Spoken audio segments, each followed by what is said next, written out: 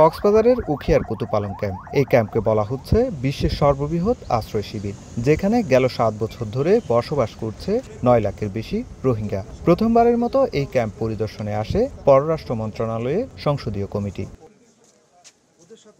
সকালে কমিটির সভাপতি একে আব্দুল মোমেনের নেতৃত্বে ৬ সদস্যের প্রতিনিধি দল পৌঁছায় ক্যাম্প 4 এক্সটেনশনে। সেখানে ঘণ্টাব্যাপী রোহিঙ্গাদের রেশন বিতরণ কার্যক্রম পরিদর্শন করেন তারা।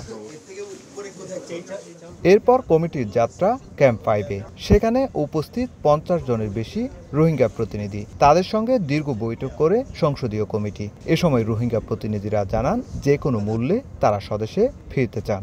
আমরা ৭ বছর এখানে সহ্য করেছি, কেউ আমরা লয়ে যেতে পারে না। সেই জন্য আমরা খুশি করে আমরা দেশে আমরা যাবো।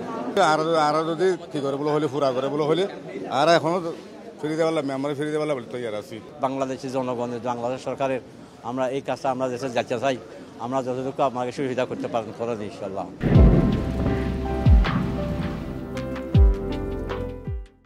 এরপর শিশু শিক্ষা কার্যক্রম দেখতে যায় প্রতিনিধি দল। সেখান থেকে গুন্দুম ট্রানজিট সেন্টারে।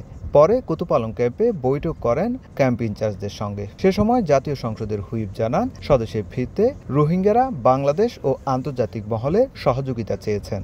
তারা বাংলাদেশের সহযোগিতা চেয়েছে এবং আন্তর্জাতিক বিশ্বের সহযোগিতা চেয়েছে। তারই প্রেক্ষিতে তাদের নিরাপত্তা নিশ্চিত করে তাদেরকে সেখানে প্রত্যাবর্তনের দাবি তারা তুলেছে। পররাষ্ট্র মন্ত্রণালয় সম্পর্কিত স্থায়ী কমিটির সভাপতি জানালেন, মূলত রোহিঙ্গা ক্যাম্পের পরিস্থিতি জানা এবং সংকট নিরসনে সুপারিশমালা প্রণয়নে তারা ক্যাম্প পরিদর্শন করেন।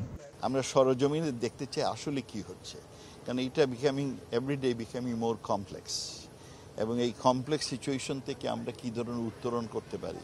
আমাদের স্ট্যান্ডিং কমিটির দায়িত্ব হচ্ছে watchdog of the foreign ministry. আমরা ফরেন মিনিস্ট্রি এবং সরকারকে সুপারিশ করবো যে এই করলে বোধহয় ভালো। কমিটির সভাপতি ছাড়াও প্রতিনিধি দলে রয়েছেন নুরুল ইসলাম নাহিদ, নাহিদ রাজ্জাক, হাবিবুর রহমান ও জারা জাবিন মাহবুব। ১ বছর ২ বছর এভাবে করে ৭ বছর ধরে কক্সবাজারের উখিয়া ও টেকনাফে বসবাস করছে মিয়ানমারের ১২ লাখের বেশি রোহিঙ্গা নাগরিক। তাদের ফেরাতে দুদেশের মধ্যে চুক্তি হলেও এখনো পর্যন্ত মিয়ানমারের অনীহার কারণে একজন রোহিঙ্গাকেও ফেরত পাঠানো সম্ভব হয়নি। উখিয়ার কুতুপালং ক্যাম্প থেকে সুজাউদ্দিন রুবেল, সময় সংবাদ, কক্সবাজার।